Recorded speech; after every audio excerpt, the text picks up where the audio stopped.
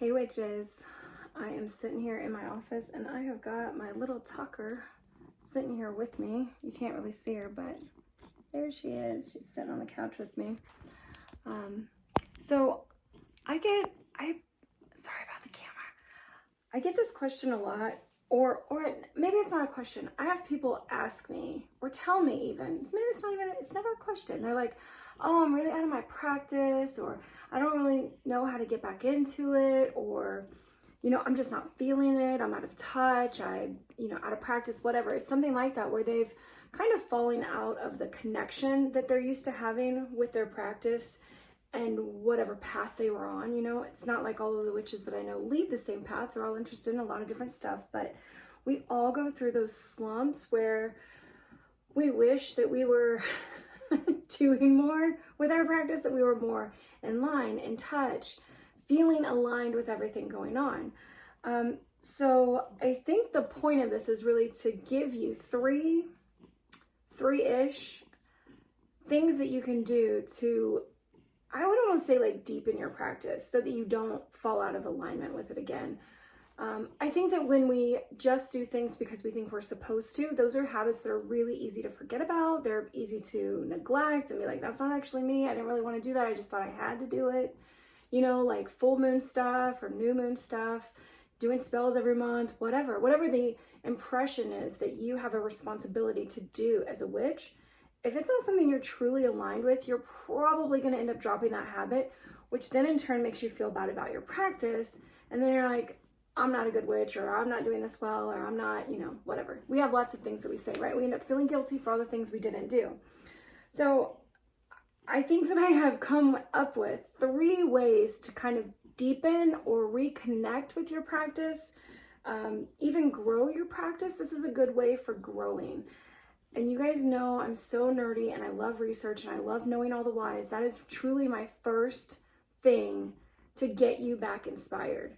Ask why. That could be to anything, but ask why. Why do you do this? Why do we put crystals out under the moon? Why do we do spells? Why are we worried about the seasons? Why do we do protection rituals? Why do we do, cleansing baths? What the hell is going on with all of this? Because as you ask why and you start to uncover sort of the deeper meanings or the nuances around it, it seems very surface level, like, oh, we cleanse our energy and that's it. Boom, boom, boom. So simple, stippity snappity, right?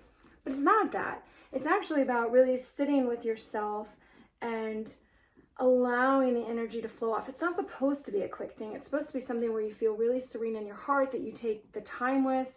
And a lot of times we're rushed, or we just, haven't got the schedule for it, and either we don't do it, or we rush through it, or we're just like, I don't know what I'm doing.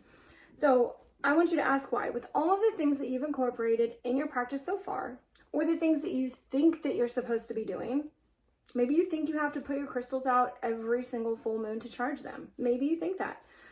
That is crazy for me. My personal practice, that would be too big of a task. I don't want to do it. I only charge crystals under the moon if I have a specific purpose for them. So that is my why. Find your why for the things that you put into your practice and the things that you do in your practice. And make sure that as you're researching this, get the answers that, keep asking why until you find answers that truly connect with something that you're doing. A lot of people have asked me about gods and goddesses, and I truly don't really ever work with gods and goddesses of any pantheon. My just uno everything is, the universe. I just don't really give specific deities time and energy because I just am not that interested in it. And that's just me. So we're all different in these things. And if somebody is trying to make you feel pressured, or maybe it's social media or the internet or something else where, oh, you got to have this, you got to have that, you got to be doing this. If you're not, you're not really practicing witchcraft, you're not a real witch. Let all of that go. Your practice should be specific for you and whatever works for you. And if it's as small as just meditating on things or doing manifestation work instead of spells with all of the extras, that is totally fine. You can still call yourself a witch. Remember, witch is a title we give ourselves. There are no witch police that come by and take your title away from you or anything like that. It is what you believe. It's what you want to do with your practice. So my first advice is to ask why for all of the things you think you should be doing in your practice. Why are you doing them? Does it connect with your actual intent on why you have this spiritual practice? I think I've found out a lot of stuff by researching that for myself, feeling pressure to do things because everybody else did, and it was a hassle and I didn't enjoy it. And that's not very spiritual. If you're being forced into something, that's something more like a religion. So that's my first thing to help grow your practice. Ask why. Do all the research on all the things. I know that I really like researching old ways of doing stuff and how things came about, like how different practices or beliefs came about. Sometimes the answers aren't there, but there's like roundabout things that people say, oh, maybe it came from this, maybe it came from that. And that'll be good enough for me to go like, yeah, but I really like that practice, so this is how I'm going to think about it. You get to make up your reality in whatever way you want for your spiritual system. Like, nothing is set in stone here. Remember, this is all coming from our own intuition and what we believe to be true. I know a lot of people are like, why do witches always have to have a bunch of herbs?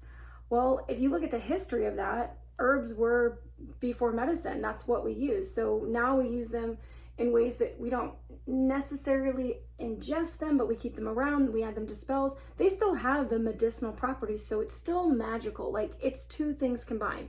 It's spiritual and, I was going to say metaphysical, medicinal.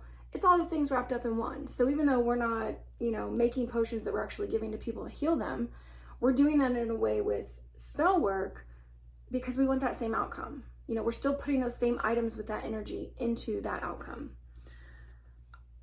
Okay, I think that probably the next one, I talk about this a lot, and that's, I don't know, psychology. It's just where I always am, and what I think when people have a lot of problems in their life is because they don't actually control the thoughts that are going on inside of them. Negative self-talk is a great way to not like yourself, to think that you're unworthy, to feel like you can't do something.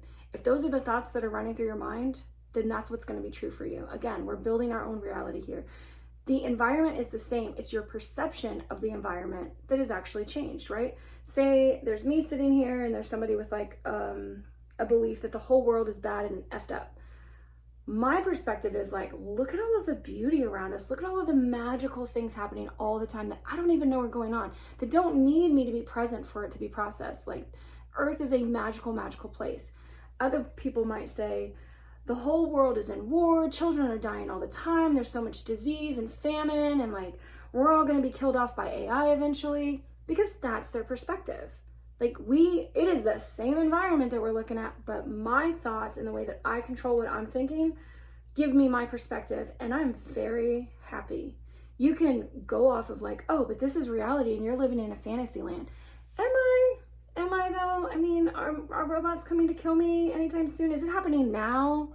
Remember we talked about like fear that is real, like you're in a really bad spot and people do want to hurt you and this is physically real and you should get away, versus these imagined fears. Like, you're not presently in it. You're not in the war zone. If you are, then it's a real thing. You can deal with that. But this is about us practicing here and like what we're actually in control of, and that is the perception and what's going on. So I think that my second thing for you guys to deepen or grow or strengthen your practice is to be in control of your thoughts. Be in control of the emotions that your thoughts give you. If you find yourself talking down to yourself, other people, I love this one. I love this example. Okay. Somebody cuts you in line. All right, you're at the supermarket. Somebody cuts you in line. Like, I don't know, you guys get there roughly at the same time, but then they dart in front of you. I don't know, it feels unfair. Ooh, because we grew up in a school system that's like, everybody get in line, take your turn. There's got to be order, discipline, whatever. So you're just like, well, they're a bitch. Are they? Or maybe they didn't see you, or maybe they got like a million other things going on and they would love to be like, can I please go first? But they feel uncomfortable about asking it, and you didn't seem like you were in that big of a hurry. Your steps weren't striding fastly towards the lane. So when we have those automatic thoughts about other people, like, this is a negative view of the world, of other people, of what's going on, because we are inconvenienced, feel offended. I don't know. Is it that big of a deal? Or is somebody going to die because you did not go before that other person? Ever since working overseas in a war zone, that is sort of how I relate things. Is somebody going to die because of this? Because then you could be upset, mad, fearful, like all the emotions can come through, because that's very real, life and death. But if it's something as simple as like you get cut off in traffic, you get cut off in a grocery store line, somebody does something unfair, you're in control of your space and your boundaries. Go away from them. Move away from that situation. You don't have to stay there and battle. That you don't have that obligation. What you have is free will to walk away from people that you don't want to be around, that don't respect your boundaries or whatever. You don't have to, I guess, have all the negative thoughts and thinking that goes along with that. Remember that our energy comes out in emotions, because emotions are energy in motion. So the more that you recognize what emotions you're kind of holding every single day, check in with yourself every hour. Like, oh, how am I? Am I happy? Am I sad? Am I bored to death? Do I hate my life? Like, what are the thoughts that you're thinking every hour on the hour for, 12 hours a day? That really lets you know, like, the health of your self-talk. Where is your mind at most of the time? Because I'm going to repeat it again. I always say it. What we think about, we bring about. So if you've got bad thoughts always going on and negative judgments and all this BS, things like that are going to continue to happen to you, because that's how you perceive the world to be. That's it.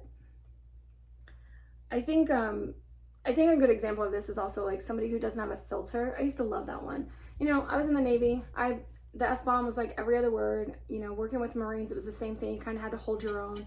And that was a persona that I put on so that I could be tough in that environment. Cool, fine, whatever. Was it me truly? No. But it needed to be me in that environment. So we used to say like, oh, they don't have a filter. Oh, they don't have a filter. You can't take them anywhere because they'll just, whatever, blow up at somebody or cuss at the most inappropriate times. That is an example of somebody who is not in control of themselves, of their emotions. Like, if they cannot fit into a situation and just mellow out, they're not in control. And it's okay to say that, or it's okay to think that about them. Again, if this is something that you don't want, move yourself away from the situation. You have the free will to get up and leave. Unless it's the first thing we talked about, where you're in an unsafe thing, and then please call and get help. You guys know that. Okay, the very last thing. For growing, strengthening, deepening your practice, I'm going to always return to getting in tune with the cycles of the earth, because witchcraft came out of that. The pagan lifestyle of being super connected to the earth, all of the abundance, the life and death cycle, how we fit into everything, and finding our place and our purpose within the earthly world as spiritual beings. Remember, we are souls having a physical experience. We need to find a place to fit in here. Sometimes just connecting with what the earth is doing, the cycles of that, can help you feel like you belong. Even if you don't belong at your job, you're the black sheep of the family, you're on your own, whatever it is, the earth is always a place to reconnect to, because whatever she is going through, we are also experiencing the timeliness of that. Reflect on that. All of these things you can journal on as well. I would say write all of them down. Write all your questions down. Write your research down. Really get into it, because the only way to deepen, strengthen, or grow your practice is reflection. All of the things that I've listed, the 3 things, they take you taking out time to reflect over all of this and decide what is truly important to you. I mean, we can say that we don't have time to do a lot of things, but we do. We have a lot of time in the day, and we choose to, fuck off. We choose to not do the things. We're like, oh, I'm tired. Oh, I don't want to. We make excuses for it. If you truly want to get better at it, you need to reconnect, decide what you want, and then start moving forward.